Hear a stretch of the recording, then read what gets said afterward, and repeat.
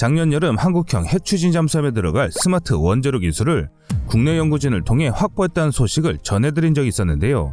그런데 한국은 여기서 더 나아가 전 세계 어떤 나라도 실용화하지 못했던 4세대 원자로를 개발하는 것으로 알려져 있습니다. 현재 실용화 단계까지 개발이 진척되면서 세계 관심이 한국에 집중되고 있습니다.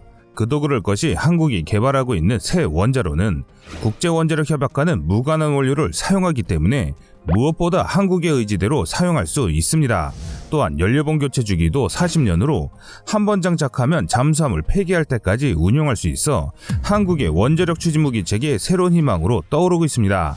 오늘은 그 누구도 가지 못했던 한국이 개발하고 있는 새로운 개념의 4세대 원자로에 대해 알아보겠습니다.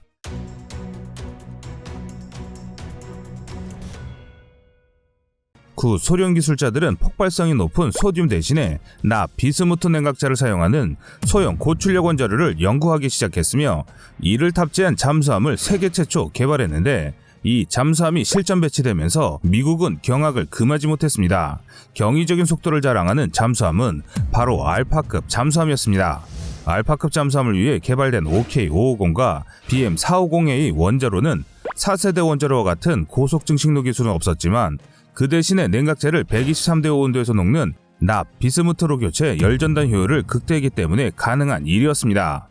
구소련은 1950년대부터 다양한 원자력 잠수함을 건조하기 시작했지만 하나같이 소음이 엄청나 서방 해군의 최신 잠수함은 멀리서 탐지할 수 있었습니다. 그리고 미국 해군이 1972년에 등장시킨 마크 48 중어뢰는 무려 45노트의 최대 속도를 자랑해 장거리에서도 충분히 구소련 원자력 잠수함을 격침시킬 수 있었는데요.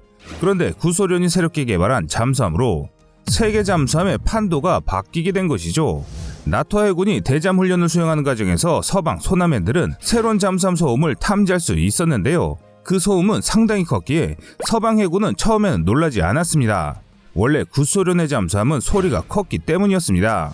하지만 그 소음원이 수중에서 무려 42노트인 78km의 속도로 움직임은 물론 작전 심도가 1000m에 가까워 서방 해군을 경악시켰습니다.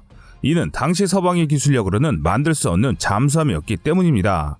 당시 기술력으로는 이 잠수함을 격침하기 위해선 자신들이 갖고 있는 어떤 어뢰로도 그 속도와 심도에 도달할 수 없었기 때문에 사실상 격침이 불가능한 잠수함이 등장한 것이었는데요. 구소련 기술진들이 건조한 알파급 잠수함의 초도함의 진수는 1971년이었으며 시험함해 당시 무려 44.7노트인 83km를 기록하였습니다. 또한 최대 자망 심도는 1200m에 달하였습니다. 이와 비교해 당시 미국 원자력 잠수함의 최대 속도는 35노트 정도에 최대 작전 심도는 350m 수준에 불과했습니다. 이렇게 엄청난 혁신이 가능했던 이유는 납비스무트 냉각제를 사용해 경수로보다 훨씬 효율이 높은 새로운 개념의 원자로를 사용하고 있었기 때문입니다. 이들 원자로는 가압 경수로와 비교해 최적당 훨씬 높은 출력 155MW를 발휘함과 동시에 전달 효율이 높은 비스무트 냉각 체제를 통해 수상 배수량이 2310톤에 불과한 잠수함에 무려 47,000마력의 출력을 공급할 수 있게 됐습니다. 이 일을 계기로 세계 군사 강국들은 새로운 원자로 핵추진 잠수함 개발에 박차를 가하게 됐습니다. 지난 1월 조선중앙통신은 김정은의 노동당 8차대의 사업총합보고보도에서 핵잠수함과 수중발사 핵전략무기 보유에 관한 과업이 상정됐다고 밝혔습니다. 그리고 방공망을 무력할 수 있는 극초음속 무기의 개발도 시사였는데요. 가장 놀라운 소식은 중형잠수함 무장 현대의 목표에 기준을 잡았다는 것입니다. 그전처럼 재래식 구형 무기가 아니라 첨단의 기술이 집약된 무기 체계로 변모하겠다는 것입니다. 즉 이제 북한은 핵추진 잠수함 도입뿐만 아니라 첨단의 극초음속 미사일 개발까지 공식화한 것입니다. 이런 북한의 움직임은 당연히 한국에게는 위협으로 다가오기 마련입니다.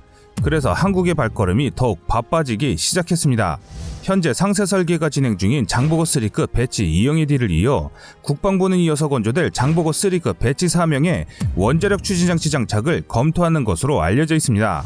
이는 2020년 8월에 발표한 2021-2025 국방중기 계획을 통해 나와 있는데요. 다만 여기서 핵이란 표현은 공식 문서상에 없었지만 4,000톤급 장보고 3 후기형에 대한 원자력 추진 체계 도입을 검토하고 있음을 인정하였습니다.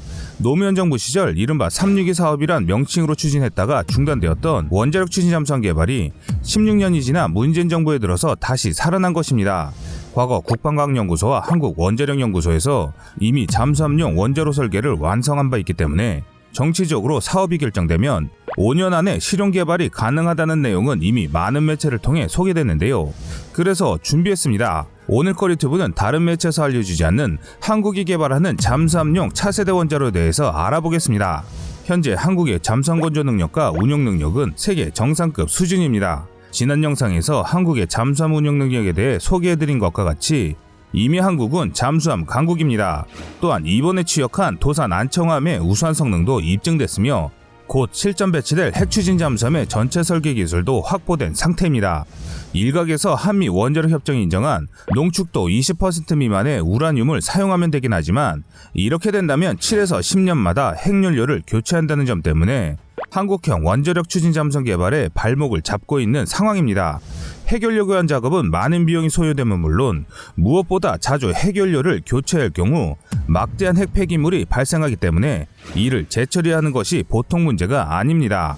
더욱이 국내에서 설계된 원자로는 가압경수로용 방식인데 부피가 상당합니다. 이뿐만 아니라 교체 작업도 쉬운 일이 아닙니다. 보통 잠수함의 원자로를 교체한다고 하면 잠수함을 종방향으로 잘라 작업을 시행해야 합니다. 즉 반으로 갈라야 하고 이렇게 된다면 잠수함을 사용 못하게 된다는 것입니다. 아직까지 장보고3 배치 사명의 건조 계획은 세대로 알려져 있는데 이렇게 된다면 전력 손실은 불을 보듯 뻔합니다.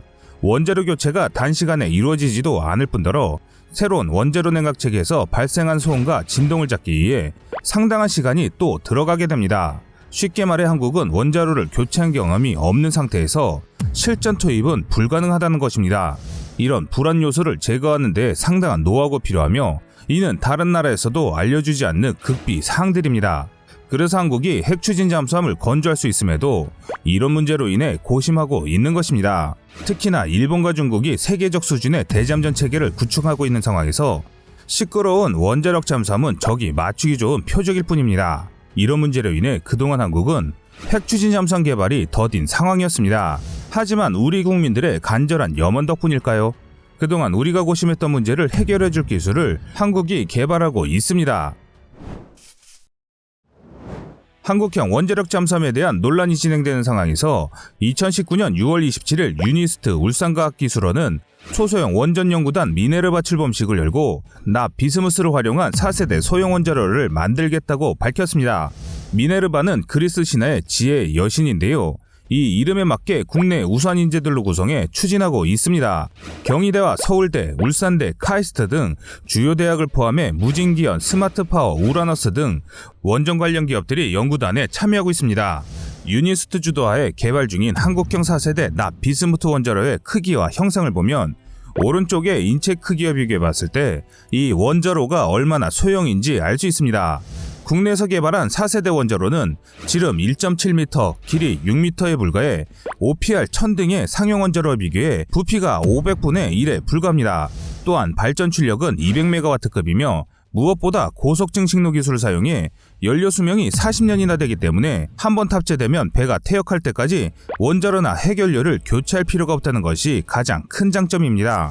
연구진들은 신형 원자로 2기를 먼저 쇠빙선 크기 배에 집어넣을 계획임을 발표했으며 운용된 지 40년이 지난 원자로는 표준형 방사능 보관 케이스에 넣고 중저준위 처리 시설로 옮기고 폐쇄시키면 충분하다는 연구 결과가 나왔기 때문에 환경오염도 문제가 되지 않습니다. 관련 전문가의 말에 따르면 이번에 개발할 소형 원자로는 원자로를 물로 냉각하는 것이 아니라 납과 비스무트를 5대5로 혼합한 액체 금속으로 시킨다며 이 액체 금속은 123도에서 액체가 되고 1700도에서 기체가 되는데 상온에서 물이나 공기와 만나도 반응과 폭발이 없다는 장점이 있다고 설명하였습니다. 이어서 연구팀은 4년 뒤 개념 설계가 완료되면 이후 상용화와 인허가를 위한 상세 개발에 나설 예정이라고 밝혔으며 상용화 시기는 짧게는 7년, 길게는 10년으로 보고 있습니다. 즉 장보고3급 배치 사명의 개발 일정과 맞아떨어진다는 이야기입니다. 현재 모든 국가에서 운영하는 원자력 잠수함은 가압경수로 원자로인데요. 한국은 이와 다른 납 비스무트 원자로로 설계하고 있습니다. 그렇다면 이번에 새로 개발하는 원자로는 어떤 것일까요? 납 비스무트형 4세대 원자로는 한국 이외에 중국과 미국, 유럽 등의 다양한 국가가 개발하고 있습니다. 이 기술은 이미 1970년대 구소련이 실전에서 증명하기도 했습니다. 당시 기술력으로 4세대는 아니지만 나 비스무트 냉각자를 사용하는 원자로를 알파급 잠수함에 장착해 무려 45노트인 83km의 최대 속도를 자랑하기도 했습니다. 나 비스무트 4세대 원자로는 한미 원자력 협정을 어기지 않고도 개발이 가능함은 물론 무려 40년의 운용 수명을 자랑합니다. 또한 무엇보다 나 비스무트 원자로는 현재 원자력 발전소와 원자력 잠수함이 사용하는 경수로와 비교해 소형화가 가능하고 다른 원자로 대비 아주 안전한 것으로 알려지고 있습니다. 이 모든 것을 종합해보면 한국이 생각하는 중형 잠수함의 모든 조건이 안성맞춤이란 것이죠. 하지만 순조롭게 진행될 것 같던 4세대 원자로 개발이 새로운 난관에 봉착하면서 한국의 원자로 개발은 큰 위기를 겪게 됐습니다. 한국형 원자로 연구팀은 이 문제를 반드시 해결하지 못하면 한국이 그토록 염원하던 원자력 추진 잠수함은 요원해지는 기로에 서게 됐습니다. 시청자님들의 현명한 선택을 댓글로 남겨주시기 바랍니다. 여러분들의 좋은 의견이 좋은 영상을 만드는데 많은 힘이 됩니다. 이상 꺼리투브였습니다.